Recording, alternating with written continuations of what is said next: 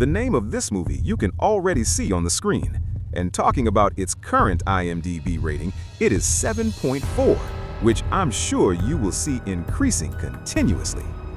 So in today's explanation, I will cover the entire story of this movie and talk about all the theories connected to it. But before that, like this video and subscribe to the channel. And if you enjoy the video, don't forget to hype it. Oh yes, for a better and more amazing experience, use headphones and set the video speed to 1.5x. So, let's start today's fantastic video.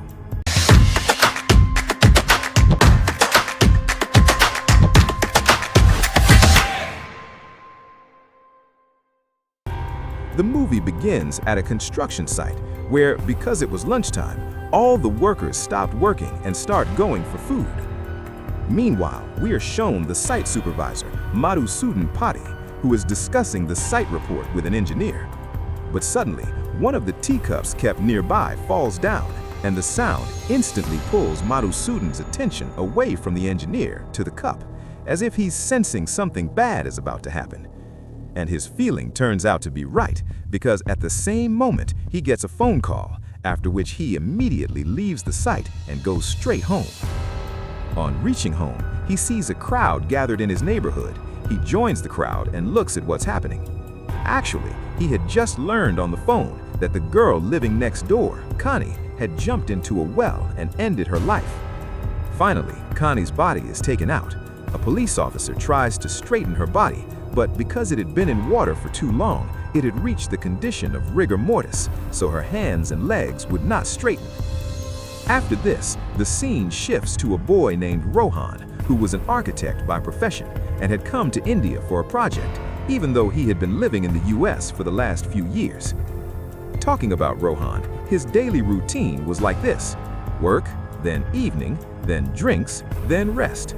Meaning he would go to work, then come back, party with colleagues and friends, and if he met a girl, he would spend time with her and then sleep.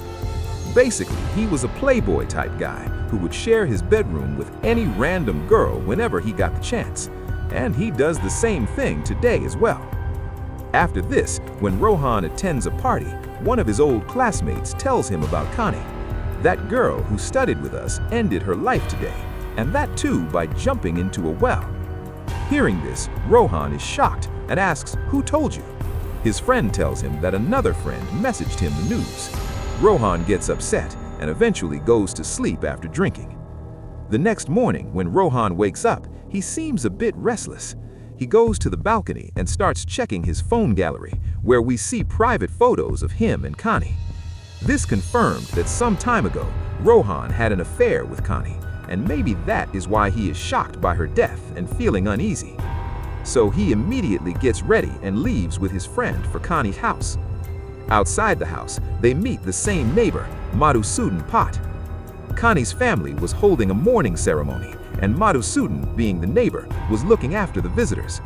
These two introduce themselves as Connie's old college friends and say they came after hearing the news. Madhusudan tells them he's her neighbor and takes them inside to meet her father. Here we learn about Connie's family, her parents, grandmother, and younger brother, Bunty. Madhusudan leaves, and Rohan's friend also goes out after getting a phone call. Rohan had never attended a mourning ceremony before, so he feels awkward and asks Connie's father, "Uncle, where is Bunty?" Her father says he must be upstairs. As Rohan moves forward, the housemaid brings him tea, which he takes and goes upstairs. Connie's room was on the first floor, so Rohan stops there for a moment, then goes to the terrace where Bunty was playing with a ball. Rohan finds it strange. How can a boy be so chill when his sister just passed away? Still, he expresses sympathy and talks about her death. Bunty asks him for a cigarette, and they smoke together. Rohan asks, "Why did Connie do this? Did she talk to you? Did she say anything?" Bunty, hesitating, says, "We didn't really talk, so if there was a reason, I don't know," and he avoids the topic. Rohan leaves. Later, Rohan comes home, follows his usual routine, and goes for a shower. He returns and notices he accidentally brought home Connie's hairpin, which he had picked up unknowingly. Instead of returning it, he puts it in his drawer and goes to sleep. Past midnight, While Rohan is sleeping, the balcony door suddenly opens. The sound wakes him. He closes the balcony door, but the moment he does that, the main room door opens by itself. Now Rohan gets scared. He checks the stairs. No one is there. He thinks maybe it's because of the wind. When I shut the balcony, air pressure must have opened the room door. He convinces himself and goes to sleep. The next morning, we see Madhusudan cleaning his veranda. He seems like a religious, spiritual man with strong faith. He had a white pet cat at home, something many South Indians keep for good luck. His family included his mother, and both cared for each other deeply. Meanwhile, Connie's father notices Bunty using his phone during dinner, but says nothing and goes to his wife's room. Connie's mother was not doing well after her daughter's death. The scene shifts to Rohan again. He goes to play football, then showers and sleeps. But sometime later, an invisible spirit starts touching his hair. He wakes up terrified. He sees a dent on the bed, as if someone invisible is sitting there. He hears the sound of someone walking, like ankles tied to their feet. The sound gets closer. Rohan panics, runs out of the room and locks the door behind him. Then he hears knocking sounds, tock, tock, tock. He puts his ear to the door and realizes it is the hairpin. Someone inside is knocking the pin on the desk. His whole body shivers. He can't gather the courage to go inside. He doesn't sleep that night, wondering, am I drunk or is this actually happening? In the morning, when the watchman and the maid arrive, he finally musters courage and checks the room and sees nothing. He assumes maybe it was alcohol or his imagination. He goes to work, then football. But even after convincing himself, he still couldn't accept the previous night fully. Later that night, he eats ice cream instead of drinking. When he puts the lid back on, it suddenly flies open, as if someone forcefully opened it. Rohan immediately knows the cycle has started again. Still, he picks up the lid, but then he feels someone touching him again and again. Suddenly, the invisible force pushes him back, grabs his collar and drags him into the hall. There, the spirit tries to choke him, like it wants to kill him, and even bites his left hand. Then it throws him against a pillar. When his head hits it, he starts feeling dizzy. But still, he tries to go upstairs to his room, but the spirit grabs his leg and pulls him back down. After this, Rohan faints from fear and injury, and the scene cuts right there. After that, we are shown Connie's dead body floating in the water, and suddenly, Rohan wakes up from his unconsciousness and finds his maid and the watchman in front of him, meaning Connie's corpse vision was actually his dream. Then the maid tells him that when she came in the morning, he was lying unconscious on the floor. After that, she called the watchman, laid Rohan on the sofa, and together they tried to revive him. Well, now Rohan tells both of them to continue their work, and just then, his father calls him from the US to ask how he is, but Rohan tells him he's fine and will return as soon as his work is done. After this, Rohan goes straight to the bathroom, and while watching the videos with Connie, he mutters, "What do you want from me, Connie? Why are you troubling me?" Then he notices in the videos that Connie loved caressing his hair. So he picks up a razor and says, "You like my hair, right? Then let me see how you will touch them after today." In saying this, he trims his hair very short. Then we see that he wraps a bandage on his hand and goes straight to meet Madhusudan and tells him the whole story. He says that he and Connie knew each other since college, and 6 to 7 months ago, during a college reunion when he came back to India, he met all his friends, including Connie. That night, they got very close, and honestly, for him, it was a normal thing. But Connie became serious after that night and started pressuring him for marriage. He says that he tried to explain things to her for some time, but she didn't stop and kept messaging him. After that, he started ignoring her, and eventually her messages and calls stopped. But recently, he found out that Connie took her own life, so he went to her house that day, where he met Madhusudan. He adds, "I know she didn't die because of our relationship. There must be some other reason. But the truth is that I don't even want to know that reason. I just want to get rid of Connie because she is constantly troubling me." Friends, if you've reached this far, don't forget to like the video and hit the hype button. Now, after hearing this, Madhusudan becomes alert and asks, "Troubling you? What do you mean?" So Rohan explains everything in detail, all that has been happening to him for the past few days.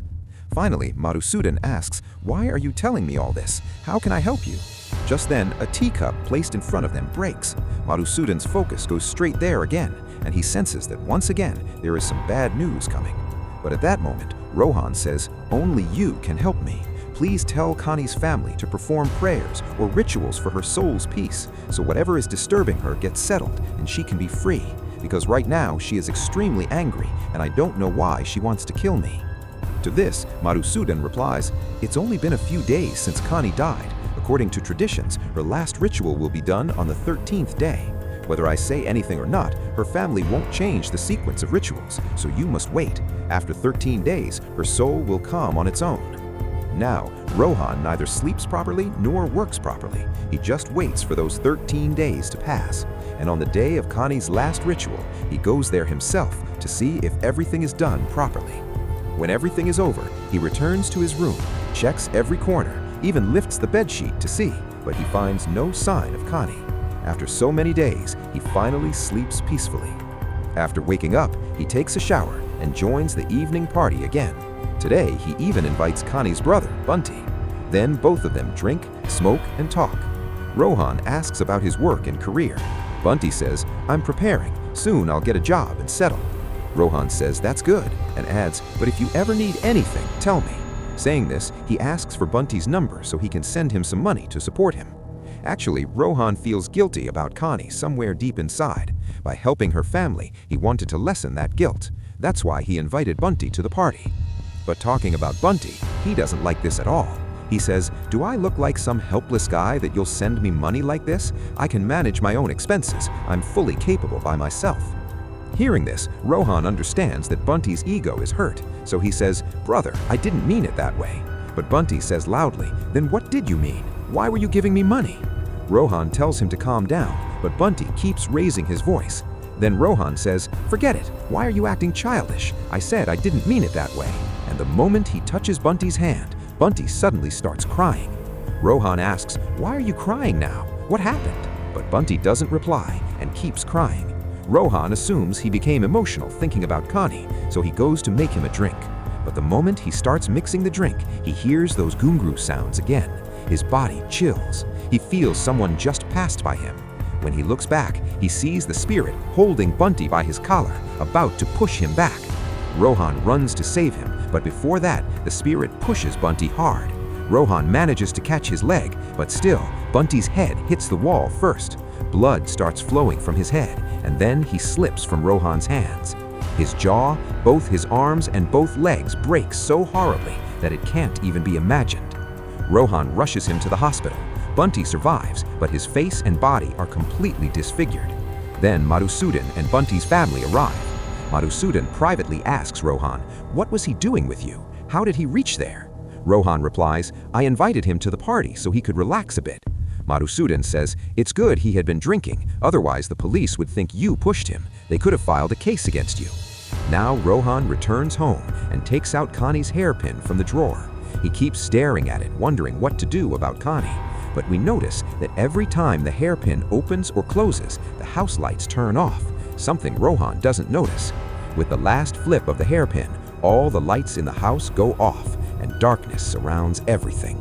He feels someone in the hall, so he goes downstairs and checks around with his phone's torch. Suddenly, the kitchen tap turns on by itself. When he goes to close it, plates fall off the counter. Rohan feels the spirit around him. Then come the gungru sounds again, confirming who is behind this. But he also notices a shadow on the curtain, and then a silhouette on the staircase. But wait, it looks like a man, not a girl, a very thin man wearing gungrus. Then that man gestures to Rohan and leaves, and suddenly everything becomes normal again. This confuses Rohan even more. Next day, Rohan calls Madhusudan to his house and tells him that whoever they thought was Connie was actually someone else, a very thin man wearing ankle bells. Hearing this, Madhusudan is shocked and asks, "Is someone from your house behind this? When was this house built? Did anyone die here? Is this house haunted?" Rohan says no, the house was built by his father, and he has stayed there many times, and nothing like this ever happened before. Then Madhusudan asks if he recently visited any cemetery, funeral, or cremation ground. Rohan says no, but suddenly remembers that he went to Connie's house the day he met Madhusudan, and that's where he took her hairpin from. The moment he mentions this, Madhusudan says, "That's where you made the mistake. Why would you bring a dead person's belonging home?" He explains that a hairpin is something a girl uses every day. It holds emotional connection. Since Rohan brought it home, it upset the spirit connected to Connie. Rohan says, but that spirit was a man. What does a man have to do with a hairpin? Madhusudan says the man has nothing to do with the hairpin, but he is connected to Connie, which is why when Rohan took Connie's hairpin, that man didn't like it, and he started coming after Rohan. Rohan asks, who exactly is this man who is connected to Kanni? To find the answer to this question, both he and Madhusudan go to Kanni's house. First, Rohan goes inside and places the hairpin back exactly where it belonged. Then, during their investigation, they discover that Kanni's ghungroos, that is anklet bells, were missing from her room. So Madhusudan asks, did Kanni ever tell you about any boyfriend or someone she was very close to? Maybe someone from her past? Rohan says no, she never told him anything like that. And he doesn't think she was ever in a relationship, because if she had been, she probably wouldn't have gotten so close to him on the very first day. But still, they had to find out about this man. So they talk to the maid, since asking the family directly didn't feel right. But even the maid says the same thing. Kanni was a simple and innocent girl. She had nothing to do with any boy. If she had, the whole family would have known, or at least I would have known. After this, they decide to continue their investigation the next day and return home. But Rohan doesn't go to his home. He asks the maid to bring his bag from inside and goes to stay at one of his friends' places, just so he doesn't have to face that man again. Meanwhile, when Madhusudan sits to have dinner at night, he suddenly feels a presence around him. Friends, if you've stayed with the video till here, don't forget to like the video and hit the hype button. It helps us reach more people. Well, coming back to the story, Madhusudan senses someone near him, and just as he's thinking about it, the window suddenly opens on its own. But then his white cat walks by, so he assumes the window opened due to the wind or because of the cat. However, suddenly the chair in front of him slides back on its own. He freezes and keeps staring, and then the chair moves even farther back. He immediately runs into his prayer room and lights a lamp. Then he hears the sound of ghungroos, and the spirit comes right up to the door of the prayer room, but it cannot enter and withdraws. After that, Madhusudan quickly sprinkles salt on himself and all over the house to protect himself from the evil force. Then he checks on his mother to ensure she's safe, and only then he calms down. The next day, both of them visit Kanni's dance class because they suspect there might have been a boy there who had some connection with Kanni. Her friend there tells them that Kanni had no boyfriend. But when Rohan asks, did any boy ever trouble her, especially a grown man? The friend says, no one troubled her, but once Kanni and I were in the market and it was raining, so we stood under a shade. There, a man who worked at a photo studio kept staring at Kanni. We came back that day, but the next day, he came and stood outside a dance class too, staring at her. I told Kanni we should complain to the police, but she didn't agree and ignored it. Rohan then asks, was that man tall and very thin? She says yes. Rohan and Madhusudan immediately understand that this is the man who must be connected to Kanni. But how did he die, and what exactly was his connection to her? So Madhusudan says we need to go to that photo studio and ask about him, where he lived and what happened to him. The shop owner tells them, yes, a very thin man used to work here, but he was strange. He was extremely slow and was always chanting religious prayers. He used to stand outside the shop as if waiting for someone, constantly repeating church prayers and writing them again and again on pieces of paper. He adds, his name was Philip. I don't have his address, but I can give you his phone number. Rohan asks, if you were so religious, why did you fire him? The shopkeeper replies, I didn't fire him. He got a job in Saudi Arabia and left on his own. Rohan asks if he still has the paper on which Philip wrote those prayers. The shopkeeper brings them, but neither Rohan nor Madhusudan can understand a word written on them. Even Philip's phone number doesn't connect. Then Madhusudan remembers the maid from Kanni's house had told them that her son works in Saudi too. So there's a chance that the agent who sent her son abroad might also know Philip, since both were from the same city and went to Saudi around similar times. So Rohan goes to the maid's house to ask for the agent's number, while Madhusudan goes to the church with the prayer papers to understand what they meant. At the maid's house, Rohan asks, Auntie, your son Manu works in Saudi, right? Do you have the number of the agent who sent him there? She says, maybe, let me check, and goes inside. Meanwhile, at the church, the father tells Madhusudan, Philip used to come here daily and pray. He also spent a lot of time reading different books in the church library. When Madhusudan shows him the papers, the father says, this is about Dies Irae, the judgment day. Madhusudan asks if they have any picture of Philip. The father shows him a group picture from last Christmas, and when Madhusudan sees it, he's shocked.